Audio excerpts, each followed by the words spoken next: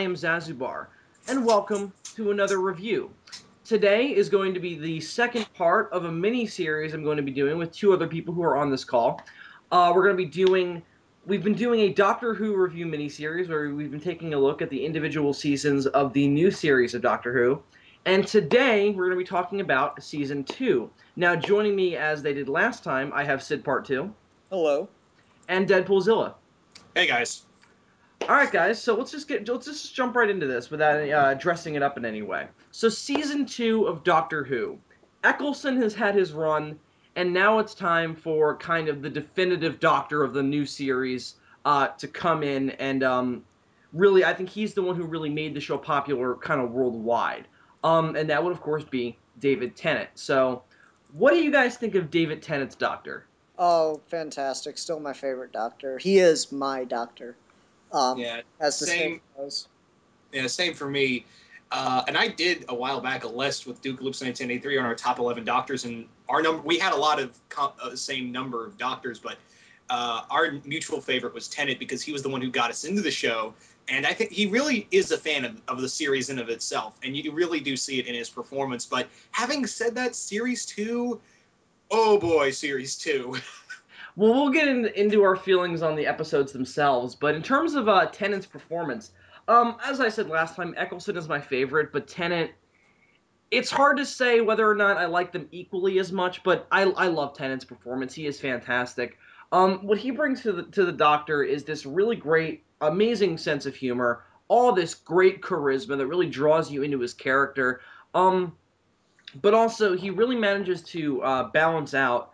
I wouldn't call him as dark as Eccleston's Doctor. I don't think he should be, given the character development Eccleston had in the previous season. But there are definitely some moments where his character is going through some dark stuff, especially in season 3, and at the end of this season as well. But I like the way Tennant mixes that and how he kind of buries it under all this charisma and charm and this sense of humor that he has. It's really interesting, and it makes his character really fun to watch. So yeah, I think we're all pretty much in agreement that Tennant is fantastic. And as Ian said once, and I agree with this, bad episodes of this show or episodes of this show that aren't very interesting are oftentimes saved by Tennant's performance. Yep, and I think that is the mark of a great Doctor. If you look back at like some Tom Baker episodes or just any of the classic Doctor Who, a lot of it is really bad, but just the actor that they get for the Doctor can make or break an entire season or series, if we want to get all British about it, an entire series of a show, just because the way they attract you, and I think that's honestly, just to put it into perspective, I don't think that the 96 movie is very good, but Paul McGann did bring so much, energy to that role that it saved what little of it could be saved. And I think Tennant, saved some of the really bad episodes here, but he was fortunate enough to have really good episodes that he could lend himself to, and it made the bad episodes passable, and it made the good episodes great, in my opinion. Yeah, I would agree. The problem with season 2, and this is where I'm going to let Deadpoolzilla go on his rant, is that there are too many bad episodes or just not very good episodes where he's not really in it. The two examples that spring to my mind are the first episode and Love and Monsters. Love and Monsters is not good. I'll agree. Really, because the two biggest are for me are Fear Her and Love and Monsters. Fear Her. Which one's that? Please That's tell me on here. Fear Her is the one with the girl who keeps drawing and is a horrible actress, and she talks like this, and it's supposed to be See, scary. that was an awesome concept, though. Wait, which one? The one The with one- the Olympics, and there's Oh, God. Yeah, that one's not very good. I like the idea behind it, though. The idea behind it was very cool. I like the Doctor really sympathizing and bringing to the surface that this is a child that they're dealing with, and that makes it different than, say, when you deal with someone like the Daleks or the Weeping Angels, even though that's later. I really like that. That was really interesting. But yeah, that episode is not great. The Doctor running with the Olympic torch is awkward. Yeah. Mm-hmm. And Like, why did he feel the need to do that? Because who wouldn't do that? But it's just like, it's the Doctor, man. yeah, and he ends up, and at the end of the episode, he acts like Gordon from Batman Forever. He's like, "Yeah, go, go." Yeah. I'm just saying, if He's it were using me, megaphone. come on, He's just honestly, screaming. tell me if you had the chance to run with the Olympic torch, you wouldn't. Well, I don't know. I think I'd be a jerk about it and run the other way. Everyone's just like, no, no. I got the torch, bitches.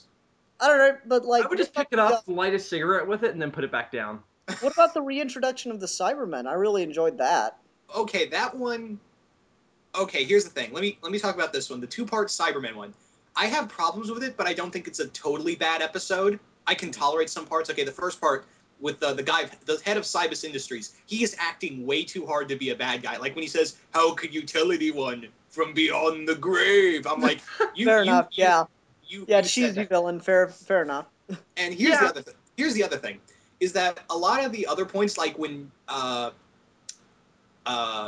Rose uses the TARDIS phone, I think back to when she was gone for 12 months and everyone thought she died. I'm like, why didn't you bring this up in series 1, and then it could have saved us a lot of trouble?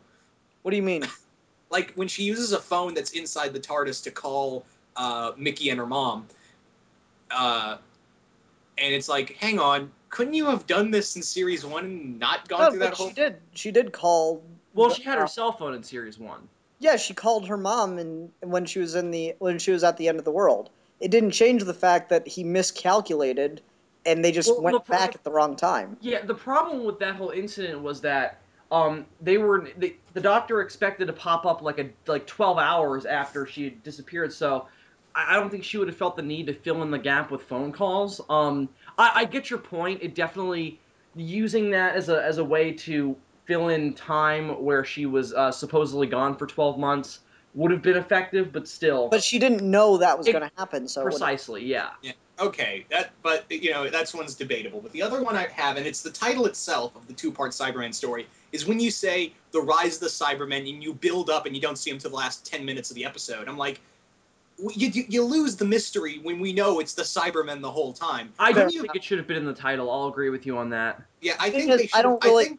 I watched these on autoplay, so I didn't really see the title necessarily. It stuck out like a sore thumb to me because, as I've told you guys, I hadn't been exposed to a lot of Doctor Who villains before I watched this series. Like, I didn't know about the Master, I didn't know about the Cybermen. So that name stuck out like a sore thumb to me because I'm like, ooh, I'm going to find out about the Cybermen. But then when I watched the episode, I agree with Deadpoolzilla. They really should have not put it in the episode title because then, I mean, if you're a Doctor Who fan, you could probably guess based on the movements you see in the shadows.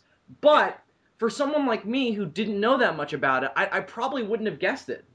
Well, here's the thing, like, you know the villain that's coming, like, you know what the even if you weren't, like, a classic Doctor Who fan, you would have known that these things called the Cybermen are going to show up eventually, and it kind of just loses the mystery. Now, however, if they took they swapped the titles for the two-parter and made the part of episode 2, the Age of Steel, the first part, the title of the first part, then I think you would have gotten more mystery, and then people would have been actually surprised by Cybermen, and then put for part 2, the Rise of the Cybermen. Give it that title. That's fair enough. I think part of it just the modern age of seeing titles before you get to see the show. I mean, they didn't used to really do that all that much back in the day.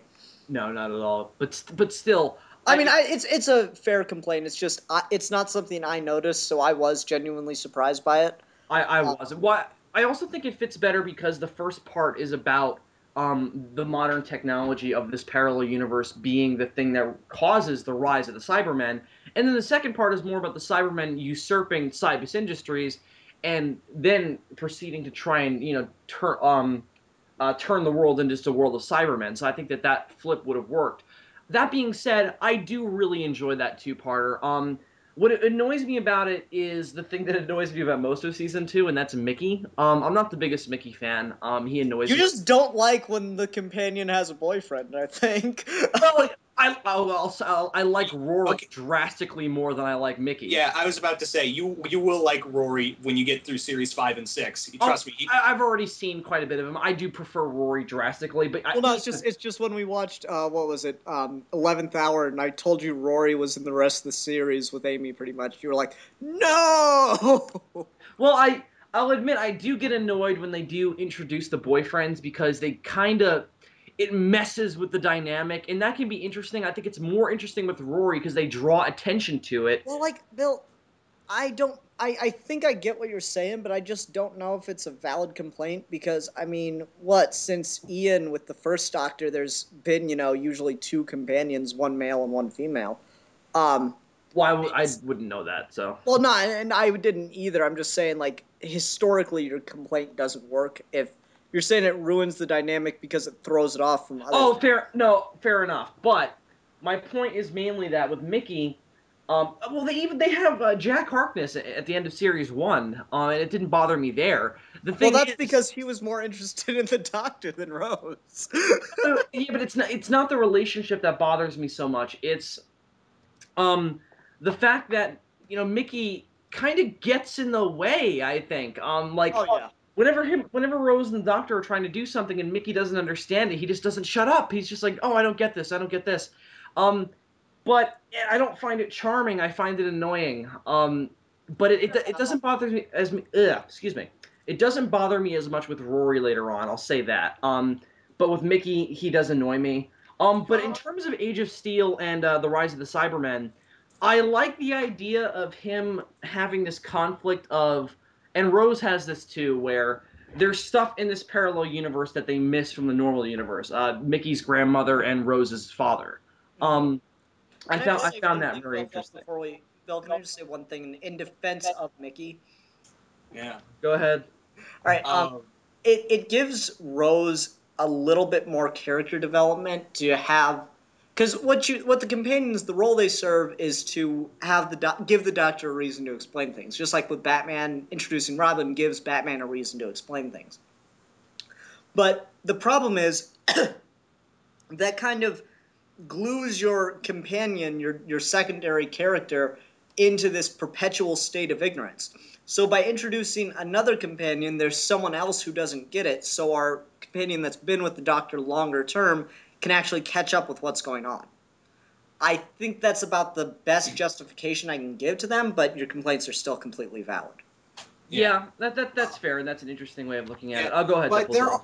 there are some good episodes of series 2. Like one of my favorite is School Reunion, and that one is really good because it also not only brings up, but there is a problem I have That with it. one's awesome because fucking K9.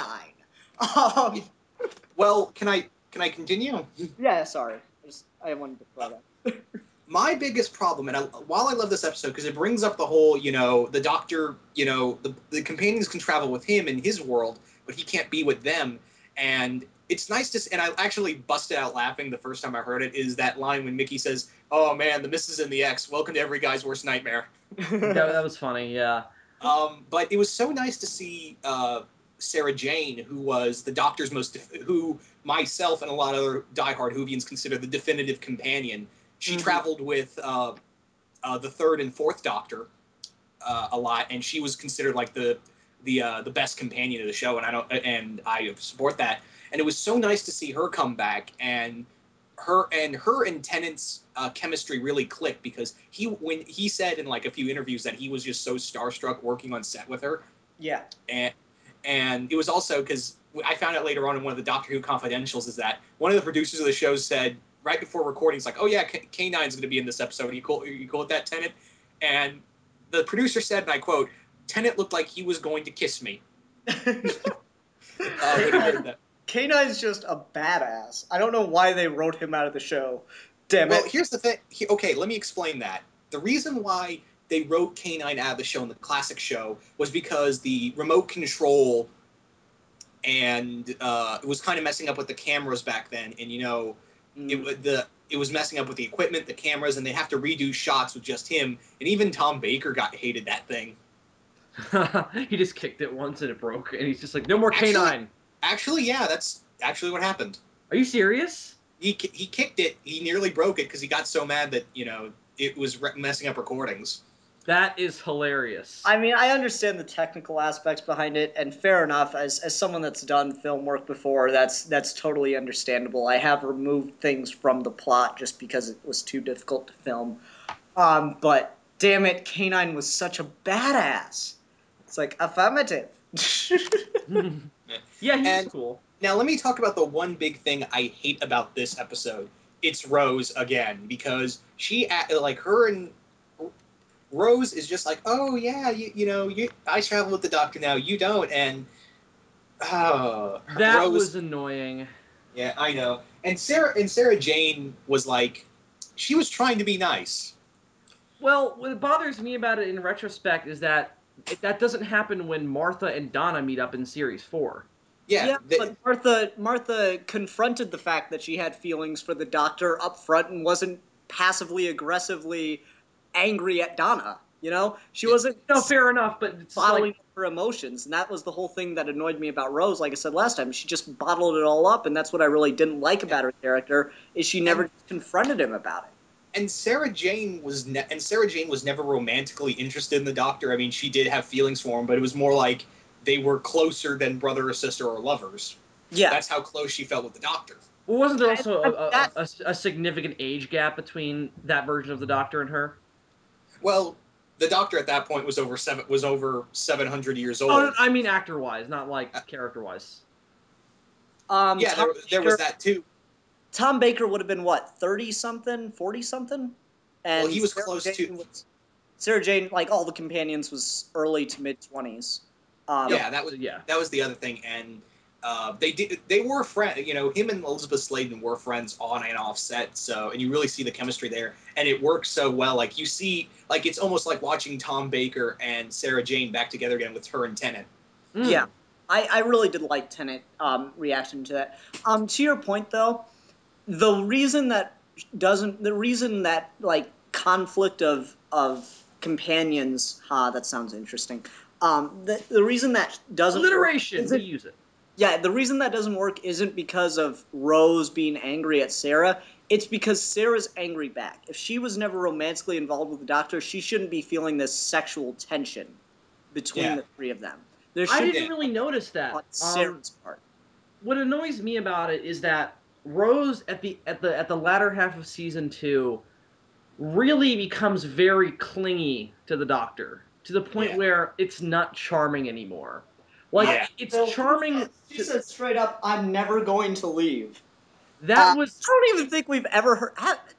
Deadpoolzilla, correct me if I'm wrong, because I haven't seen a ton of classic. Have any of the other companions been that upfront about traveling with the Doctor? Well, a lot of them, like a few times with, a lot of companions do like to stay with him, but they know they can't stay forever, and that's kind of the problem with a lot of the Doctors. They weren't none of the companions before were romantically interested in the Doctor, but except for the one with 8. But yeah. Yeah, well, 8's in the audio dramas. It's different. Oh, okay. Well, I haven't seen that. I'm just talking about the movie. But yeah, they were never really.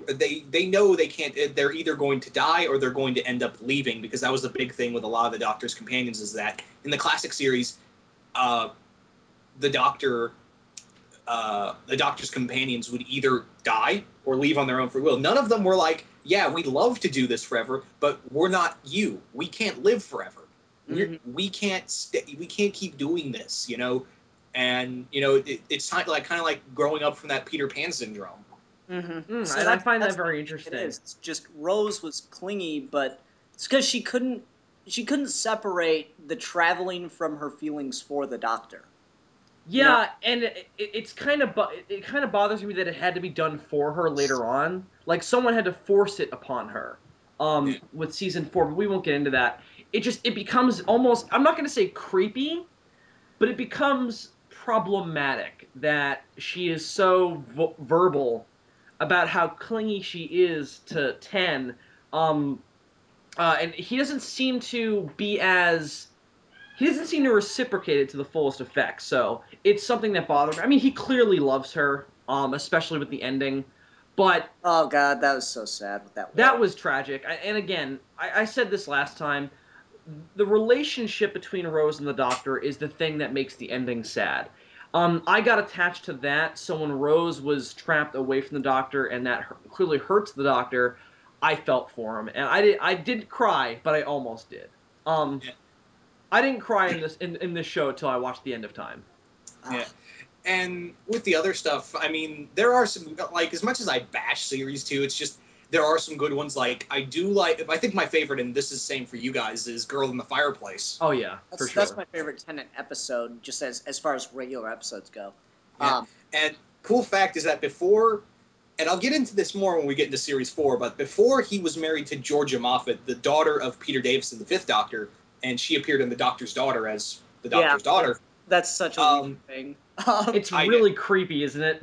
Yeah, and here's the thing. Before Tennant settled down, he was kind of a horn dog, and he did have a relationship for a short time with the actress who played Madame de Pompadour, and that kind of shows in their relationship on set.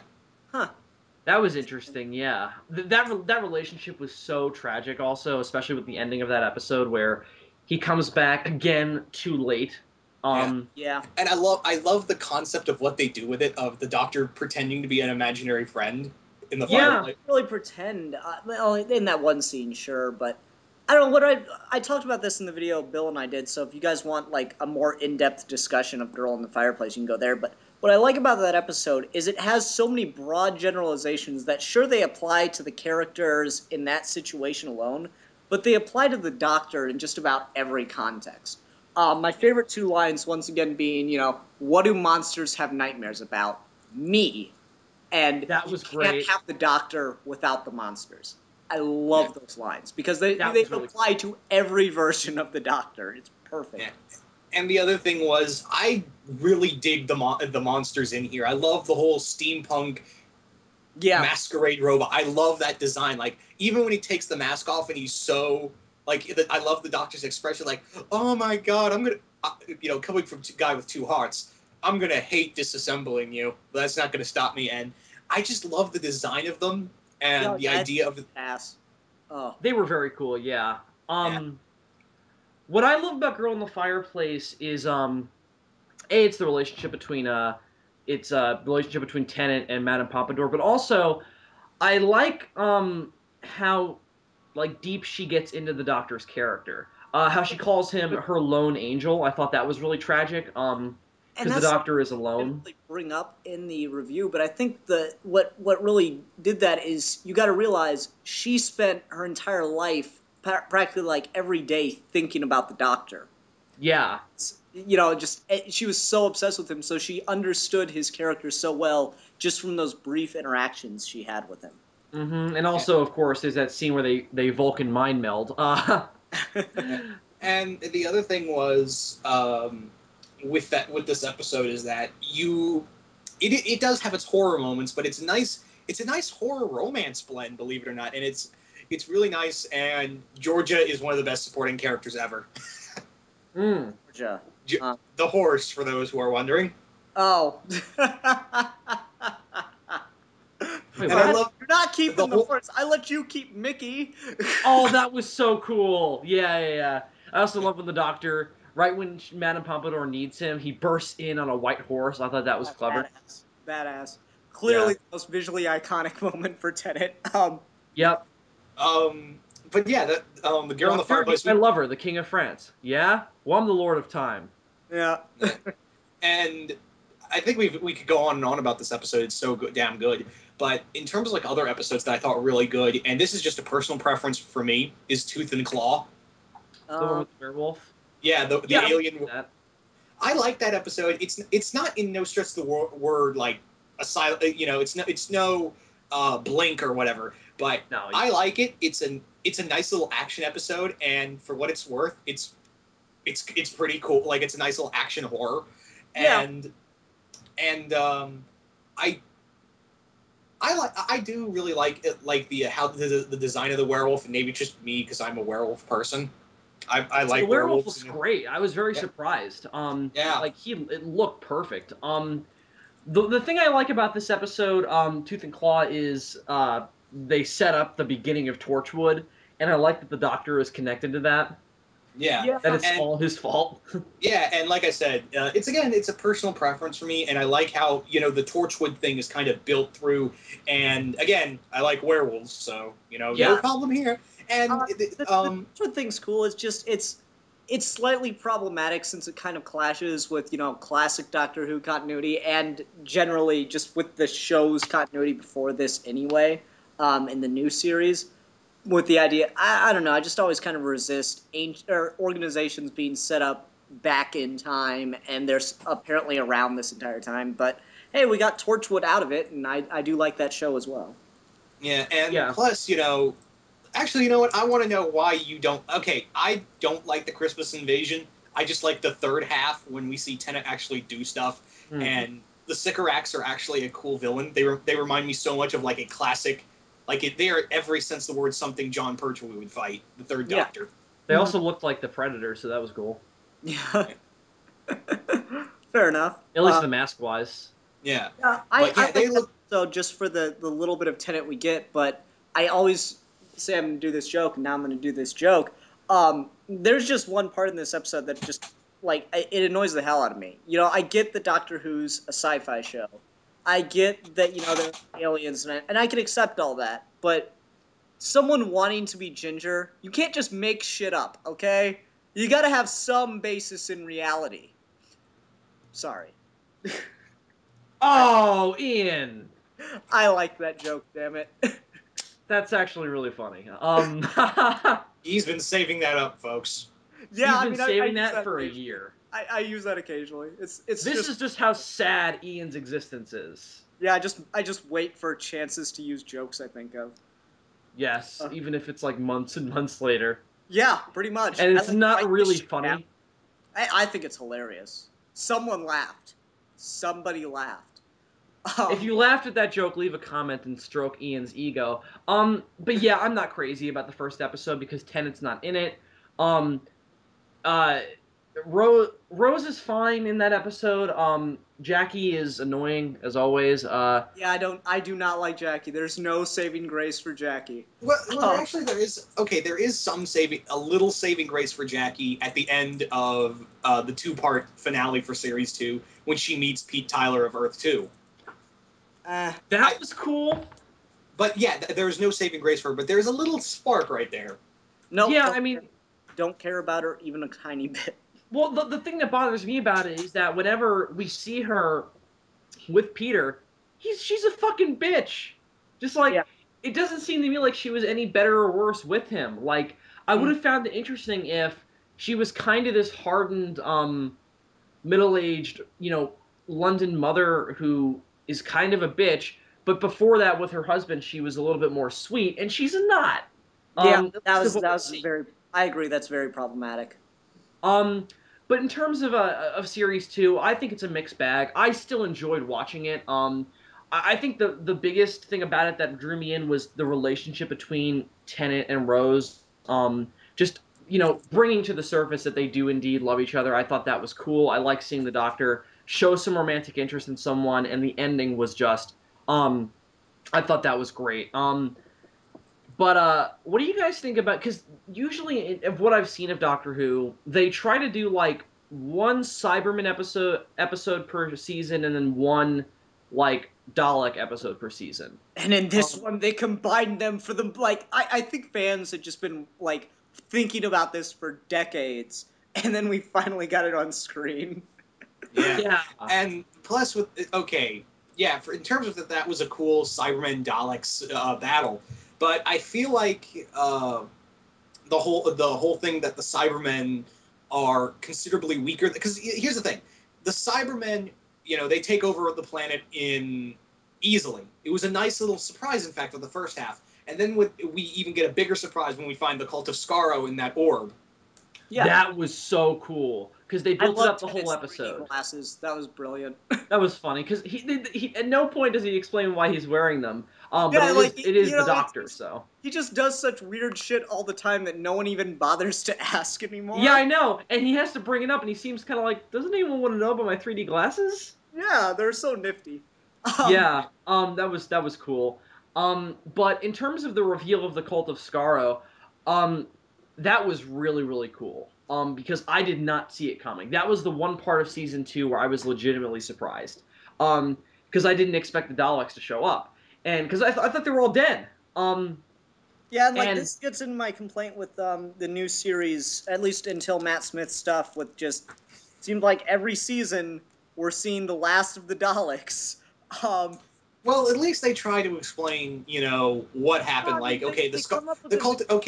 Okay, series 3, we had the cult of Skaro. They fled to the Depression era, and that two-parter is horrible. But I'll get into that when we get to series 3. Series 4, okay, that's a stretch, but I'll accept it. But the first half is awesome of the Stolen Earth two-parter. Journey's End, however, that one's a train wreck, and I'll get onto that when we have Series 4, but at least they kind of explain, oh yeah, the Daleks are, they're surviving literally by the skin of their teeth until by Series 5 when they rebuild their empire, sort of.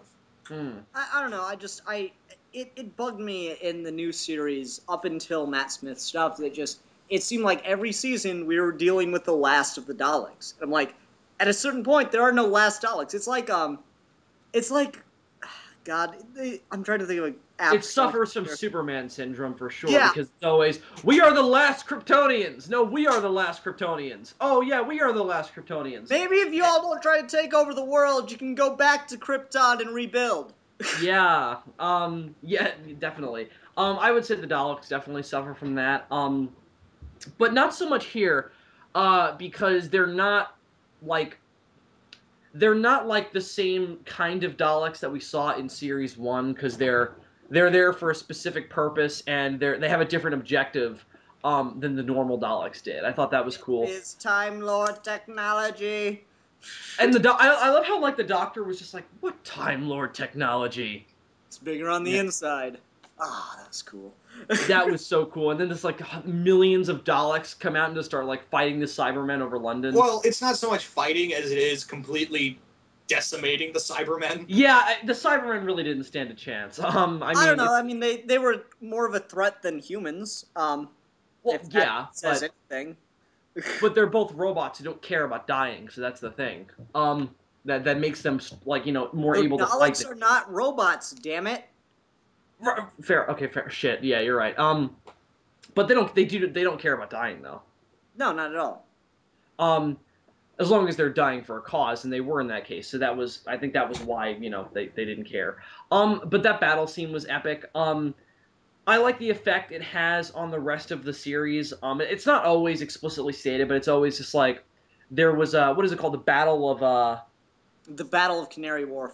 the Battle of Canary Wharf, and it's always like, oh, there was a death list and all that shit. I thought that was cool. I like it when TV shows and movies show that there is an after effect to a big disaster like that. Well, like, what I like about it is just Russell T Davies, as I can say. I didn't hear him say this in an interview or anything. I didn't, like, read it online. I just could tell by the show itself. He clearly wanted to bring the Doctor into the spotlight. And he did it in a believable way, where it's just he couldn't do anything about stopping other people from knowing this now. There was no other option. I mean, once you have Daleks and Cybermen fighting in the heart of London, you're done. The world knows there are aliens now, and that the Doctor saves them. Yeah, and they've known for a little bit at this point about with the the opening of season 2. Yeah, and it gets bigger in Series 3. Oh, it gets much bigger in Series 3. Especially with what happens with the Master. But with Series 2, I really like that two-parter. The final, well, not the final, but one of the final images where you think the Doctor and Rose are going to make it out of this together, without being separated like we think they are. And there's just that great moment where they're both holding onto those levers and they're slowly being pulled into the void. And then Rose has to pull the lever. That was the one thing I liked about Rose. She was about to make a sacrifice to save someone else. I think that was a good place to end her character with the Doctor. That she was about to sacrifice herself for the good of mankind. I thought that was a good place to end. And I don't think it's a bad thing when they brought her back because it was a believable situation. Oh, you mean in Series 4? Yeah. No, not at all. I like that, in fact. But with Series 2, I like that that's where we end off with her character, and that's where we end her off with the Doctor. And then I thought it was even more tragic when Pete comes in and grabs her and teleports her back to the other universe. What the fuck those yellow discs are and how they work, who knows? No, they have something else like Torchwood in that parallel universe, and they worked up a way to travel between universes. Of course, because plot contrivance. Indeed. And you know, with that finale, I mean, again, this is something we could talk on and on about, but I think I need to. I think we need to bring up Love and Monsters just to say how bad it is. Well, like, I don't Yeah. think Love and Monsters would be as bad if it didn't directly follow the Satan Pit and the Impossible Planet. Yeah, that's the thing. That's another really good episode of The Impossible Planet and the Satan Pit. That is a really good, just flat out horror story. And Yeah. the other No, cool actually, thing I didn't about like those episodes. I didn't like. I was very bored during them. I like the Ood, but I thought those were actually really poor episodes. And I think it's just that we got a streak of straight poor episodes that makes Love and Monsters so bad. well, here's the other thing. Like, I like how, and this is another reference to the classic Doctor Who series, that they had a classic actor who played in an episode called The Pyramids of Mars, which, Bill, you can go check out on Netflix. I do have to see that. It does sound interesting to me. The actor who played Sutek, Gabriel Wolf, voices the Great Beast in that episode. Can you help me out, Sutek? He's the villain in Pyramids of Mars. Yeah, Tom Baker episode. Is this the one with like the green people with the weird pyramid thingies on their heads? No. That's the one with Sutek's the one with the Doctor and Sarah Jane going to 1911 London. I mean, excuse me, Britain, and fighting that Egyptian god type creature with the robot mummies. Okay, thank you. Yeah, okay. I feel like an idiot. I'm sorry. You are, Ian. Don't worry about it. No, it's just because pyramids and the planet they were on was red and Tom Baker was in it. So there's a lot of similarities. Damn it. Fair enough. As far as the title goes. No, but I did enjoy the Impossible Planet and the Satan Pit. I kind of agree with both of you though, in a weird way. I'll agree with Ian that it is a little bit boring at times because it feels very John Carpenter's The Thing, and I do love John Carpenter's The Thing, but I don't know, with Doctor Who, I kind of enjoy different things going on with the Doctor Who story. And not so much just being a straight up horror kind of we're trapped in an area and now we have to get out scenario. That being said, the idea of the devil being a galactic creature that simply injected himself into religions, I found fascinating. And I thought it was really kind of freaky. I don't know. I like the scene. I just like the visual of the Doctor yelling at the devil. That was cool. I also thought it was really interesting that what looked like a monster and was growling at him, I just took that as the devil because we get so many monsters in Doctor Who that look like that growl like that. And it's like that's just the devil in this universe. But then Tennant just looks at it and it's just like, wait a minute, why are you just growling at me? Mm-hmm. And I was like, wait, that's an issue? And then I thought about it. I was just like, fuck, he's right. Where is the personality? Mm-hmm. That freaked me out. I thought that was a great reveal. I thought just like the Tennant's performance was spot on in that scene. I did like Tennant just going, it could be 10 feet. I could survive 10 feet. That was cool. Just that he cut that rope and it's just only the Doctor. Like, that's the thing I like about the regeneration plot device is the Doctor can make the noble sacrifice and continue on as a character. I wouldn't have wanted that to be Tennant's regeneration, but it would have worked if that's how it happened. It's just like all the doctors meet up and it's like, how did you regenerate? And Tennant's just like, I fell down a hole. Well, it's not as bad as Colin Baker's. He just got a bump on. He got knocked in the head while being attacked in the TARDIS. Wait. Help me out, man. Colin Baker. He's the one with the rainbow jacket. Okay, Technicolor Dreamcoat Doctor. I mean, it's weird. It's Tom Baker and Colin Baker that have like the most visually iconic Doctor Who clothes. Are they related? No, they're not. Okay, that's weird. Just Colin Baker has like the most visually striking, like sticks in your head. Oh, that Doctor. But yeah, but that would have been awkward. No. The most awkward one would be, so how'd you regenerate? I tripped on a broom and fell. Cracked my head open. You really don't deserve to be the Doctor. Well, Tom was Baker like- fell from like 30 stories or higher, and that's how he died. He regenerated. That's epic. What Yeah. was the line when David Tennant met the next Doctor, but it was that fake guy? It was like, so how? That was series 3. No. It was one of the specials. Yeah, no, it was series 4. Excuse me. Yeah. Yeah, where he's like, oh, how did you regenerate? And don't tell me, unless I like tripped on a broom or something. No. I love the part where that doctor brings up his sonic screwdriver, and he just pulls out his screwdriver and taps it on the wall. How's it Sonic? Well, how about we wait to talk about that episode? Fair enough. I just wanted to bring up that funny bit. No, but back to series 2. We're talking about the Impossible Planet and the Satan Pit. I enjoyed it for giving, as Doctor Who usually does, a scientific explanation for the devil. That was cool. I like the special effects in that episode are fairly well done. I think the devil looks fairly good. And is big and imposing like he should be. Yeah, it's not Bolgia. It's not Malbolgia, no.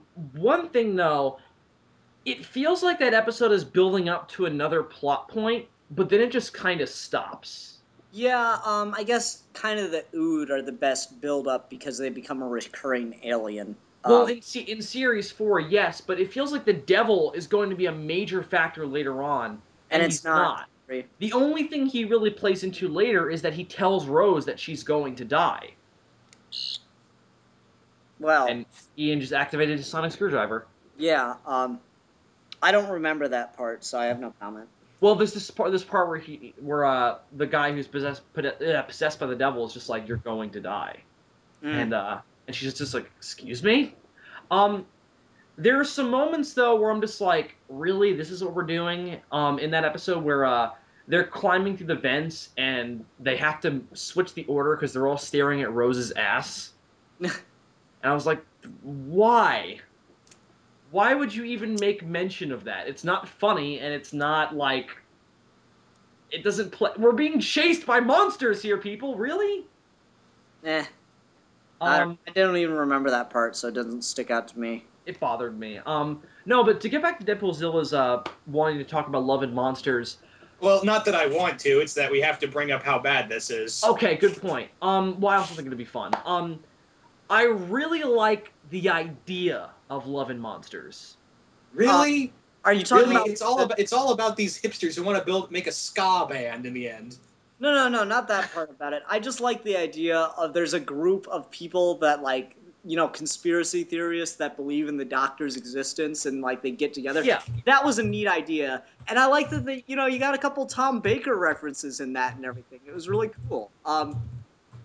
The one guy's like, oh, I saw a guy get out of a blue box, but he had a long scarf, and I don't know, it's just cool. That was cool.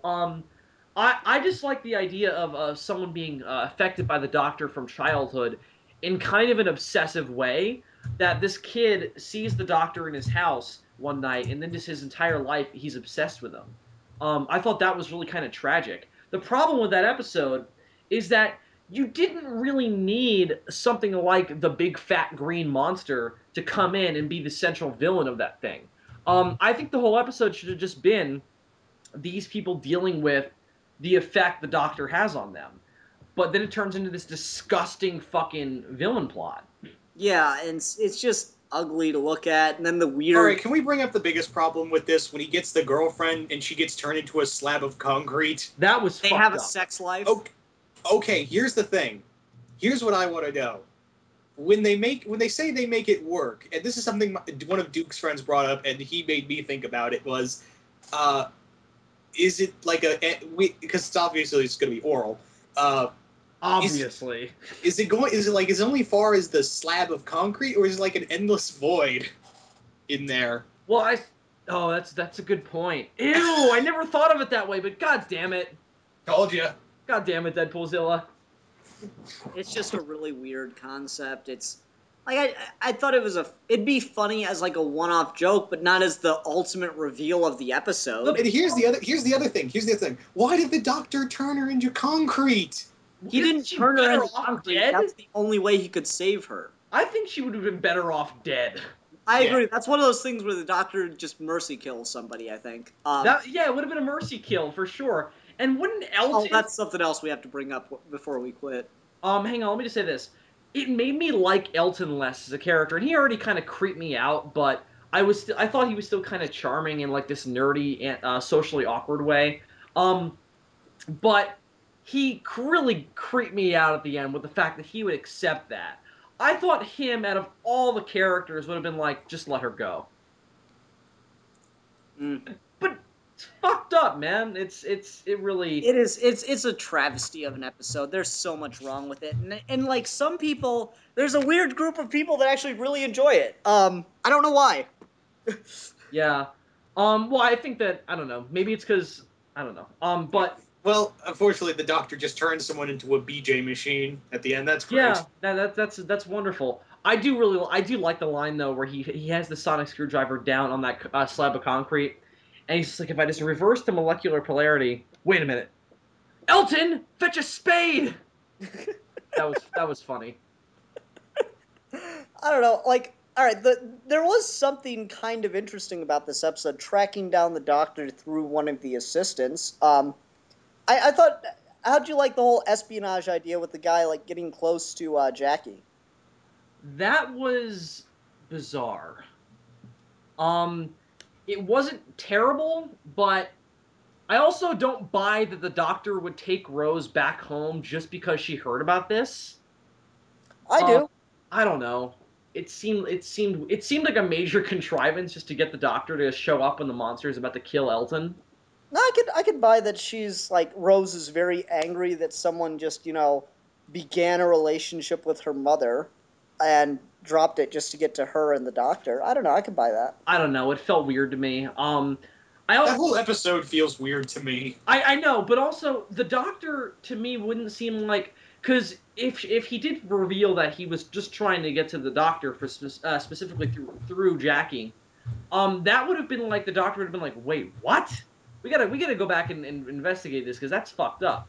Wasn't it that um it was Jackie thought that he was using her to get to Rose? No, what he thought. No, Jackie found out that he was interested in the Doctor, and that's why he Oh, was getting close to her. okay. I thought I she mean, thought to that he was Elton's just. credit, he wasn't trying to seduce her. He was just trying to hang out until the Doctor showed up.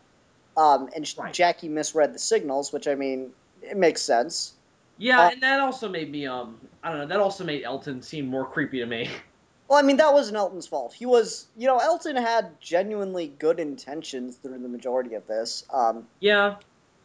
I also don't buy that they would let someone come into their little group and turn it into like a CIA kind of operation. I don't know. That was, Love and Monsters is just a very strange episode. Yeah, I don't think we need to say anything more about it. Just if you're gonna watch season 2, you can skip it without a problem. Yeah. And There's no plot in it at all, so yeah, so I think we've covered everything. really. No, there's one thing I wanted to bring up, and that is identical twin cousins. What? Identical twin cousins. Huh? You don't remember that? No. No, I don't. Yeah, Martha no, Jones is remind an me. identical twin cousin, and that works for Torchwood. You didn't realize that? Same actress. Yeah, I know from that. And here's the thing: like they've always kind of done that with a lot of the Doctor's companions. Like when they brought in Karen Gillian for the Fires of Pompeii, and then they made her the companion for next year. And Yeah, but again, it's the same character. I know it's kind of weird. I know, but it's a nice little joke, and I think they shouldn't have brought it up and done it like that because even when I first saw it, it was weird. But I know, Wait, and I am the only the, All right, the all right, hold on. Just so since Bill's lost, other people could be. All right, so you know the black girl that works at Torchwood that the Doctor has to kill. Vaguely. Yeah, she's got the headphone thingies in, and Oh he's. yeah, yeah. Okay, I I'm remember sorry, now. so sorry. That's Martha Jones. It's the same actress. And in Oh, series okay. 3, they explain, oh yeah, Martha's cousin that worked for Torchwood before the whole Canary Wharf thing went down. So she has an identical twin cousin. They shouldn't have brought that up. That's just awkward. It's just something I found really funny because Martha's my favorite assistant. I found that very amusing. She I has mean, I don't mind them reusing actors and stuff because I can sympathize. When I you've mean, got a small pool of actors. You got to kind of do that. But it's BBC. They don't have a small pool of actors. I know, but still, like if you have to if you have to recast, if you have to use multiple actors for certain roles, I don't really care as long as you don't draw attention to it. I don't know. I want them to bring it back up with this whole thing they're doing with Coleman. Personally, Yeah. and Bill, you won't understand that, and we'll not go into it more. I want them to bring it up again because Yeah. they really should at this point. Yeah. Well, I think we've got everything now that we have the identical twin cousin, which will be a mystery forever. Yeah, I always found that amusing. I've basically said everything I want to say about Series 2. It's not a complete disaster. I still really enjoyed it. The relationship between Tennant and Rose is fairly well done. There's a great payoff for it at the end, and it is very tragic.